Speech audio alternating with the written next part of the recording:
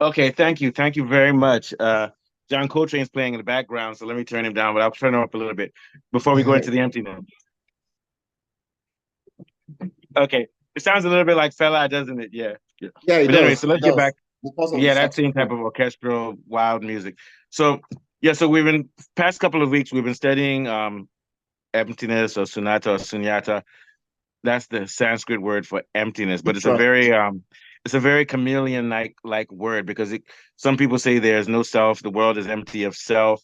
Some people say more that it's more that most objects in the world are empty because they are secondary to a higher cause or to the whole system itself is the cause of all of the different forms and things. So ultimately, they are not real. So, for example, and I even agree with this, even though it's very difficult. Some people will say that atoms are real, but chairs aren't, and a chair is just a function that arises out of the behavior of atoms together. But if you take, there is actually no chair. You understand what I'm trying to say? Yeah, I So the chair understand. is, yeah, but they'll say that atoms, but in Buddhism, they take it even to the further where just about everything has no, it has no causality within itself. So for example, Yeah. if we believe in God, we'll say that God has no cause, but Okay. we could also argue that everything that follows from God is in and of God. So ultimately, it's not real, and God is the only real thing. I'm just using sort of like a metaphor. Okay. So before we go to you, I'll say that they talk about aggregates. So they'll say that there's no self.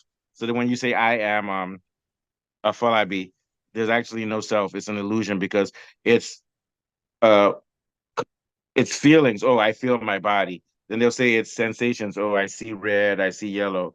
Then they'll say it's uh form. So yeah, that's the same thing as sensations. I see yellow, I see red, I have my body.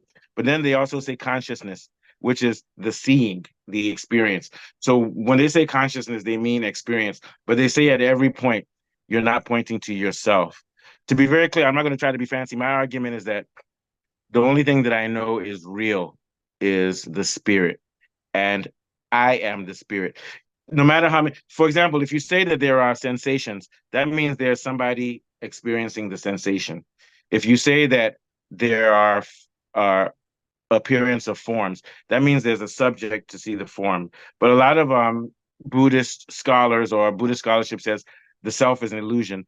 I'm going to disagree and say that the self is nothing more than the spirit. Because if you don't have a perceiver, you can't have a perceived. If you don't have, you can't have, without a perceiver, there is no perceived. It's like interconnectedness and dependent on each other for existence, that people cannot exist separately. For instance, paper is being described as being made up of Yes, yes. elements, cloud, sunshine, logger, all of which are essential for creation. And this kind of illustrates that nothing can exist independently, but we must interbe with other elements, which is also part of the Heart Sutra, basically. So when you begin to look at emptiness and Yes. fullness, it's not really a void, Yeah. but a form of fullness. They use the analogy of a cup full of water, that if the cup is not full of water, it Yeah. could also contain air, which highlights that emptiness is not always relative to something and is not completely void as well. And whatever that thing is, it's concrete. And when I'm Yes, not using the word concrete, but whatever it is, it exists. And like you're yes. saying, so that this emptiness word, I think we need to treat it differently. Uh, I'm going so far as ultimately nothing has meaning beyond whatever meaning you give it. You understand what I'm saying? Exactly. Exactly. And there's really nothing that is void. There's always something somewhere. That the notion of existence and non-existence are merely constructions of the mind. Form is neither born nor destroyed, just like energy in sciences. So this parallels the nature of Yes, life. but I would say that existence is valid because existence is just whatever is here now. Self is like spirit. Spirit has no form. So to me, existence is just the fact that something is quantified, whether it's one person Yes. or so to me, existence is not a construct because you don't construct being. Yes. I Yes. mean, there are some things Yes. which are constructs, but you can't. So to me, existence is just the same thing as being. I agree Yeah. with you. It's substance. Like, Existence for is example, you believe substance. that God exists, right? Yes, yes, substance. Existence is substance. Yeah, yeah, I would agree. But I don't know about non-existence. Yeah, but we want to go back to emptiness though. So the idea I'm saying is that consciousness is one of the faculties that the spirit has in certain manifestations. What I mean is that with you, you are a manifestation of the spirit, is awareness of everything around you. You get my point? Emptiness does not mean nothingness. Rather, it's a realization that things do not exist Yeah. exactly, literally, the way they appear. But there's a gap between the appearance and reality.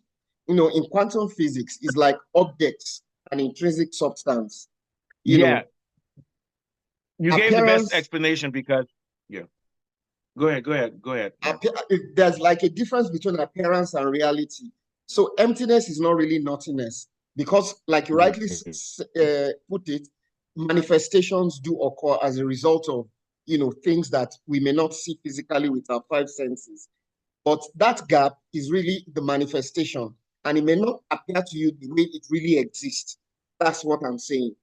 You know, and the concept of the mind is like streams of moments, not a Oh fixed yeah, and I agree entity. with you. And I agree with It you. continues to change. This, but the spirit is like a tree with branches. It has several manifestations. So I am a different manifestation of the spirit, and you are. But at the end of the day, the only thing that really exists is the spirit. You are a conscious human being. That means that there is a subject. Because if you don't have a subject, you can't have predicates. Or Yeah, if you don't sure. have a subject, there will be no experience. So if there is experience and if there are colors, that means that there is an experiencer, actually God or the spirit. Yeah. Yeah. There's There's not like, also for example, something, yeah. go ahead. Yeah. There's also something interesting that I saw. They were, comparing birth and continuation. It suggests that birth is merely a continuation of something that already exists, not the beginning from nothing. And then it illustrates the example of conception where life exists before a physical birth.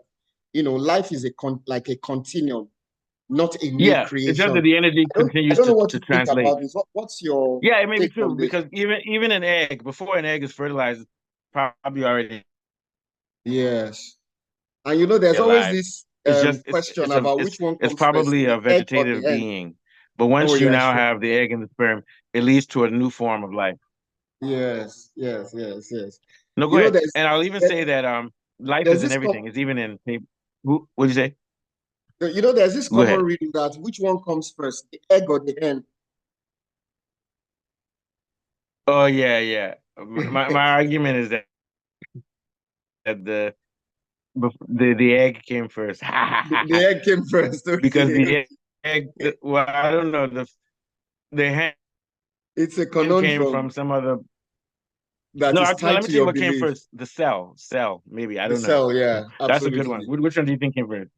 I Well, know I it's a think it's conundrum, but that's the I, whole thing. I think it's Yeah. I think it's But the my thing egg is that too. life is life is a process, but definitely I will die. Non-fear of death, explaining that nothing truly dies, that everything continues in another form. And death is not terminal. It's like a cloud that does not disappear when it becomes rain. It transforms to another form. That's another interesting principle and concept Yeah, that was yeah, being yeah, discussed. yeah. Reducing the fear of death and stuff like that. So basically, that was another thing I picked from the very deep, rich, and engaging poem. There are many sides to it anyway. And then you can begin to relate this to life. Readers tend to see beyond birth and death, recognizing that interconnection of all things, individuals can live without fear and understand that life continues in various forms. All things are not eternal, and even if we're all going to die and we're all going to suffer, another way I want to look at emptiness is to empty ourselves of everything value based. So it doesn't mean you don't love your family. What it means is that you do your duty. You take care of them, you hang out with them, you show them affection and everything. But at the root of yourself, you do not hold on to them at all, because you can't hold on to them because they will go. So once you do that, what you're saying is that I am empty. When I say that I am empty, it means that ultimately my feelings for anybody or anything in this world is very moderate. I want to say zero, but zero sounds too cruel, because I know I feel something for them, but ultimately I can live without them. Remember in the Bible, what did it say when the guy said, I want to bury my father, and Christ said he's going? What did Christ Let the dead bury their say dead. to the guy? Let the dead go and bury their dead. Remember, the guy wanted to, guy It, told Christ told the guy to follow him. Yeah, yeah. that's very hard because they're dead. If your parents died Yeah, tomorrow, he they're said, let the gone. dead go So and bury don't their worry dead, about them anymore. and They're that you should gone. follow But now him. you have, Yeah, and let's continue living. And to me, the only way we can continue living is if we stay empty. And what I mean by empty is that I hold on to no one, my mom, my dad, anything. I don't hold on to anything. Maybe even not God. Because once you don't hold on to anything, if you're a righteous person, you can do the right thing without having too many emotions that hold you down.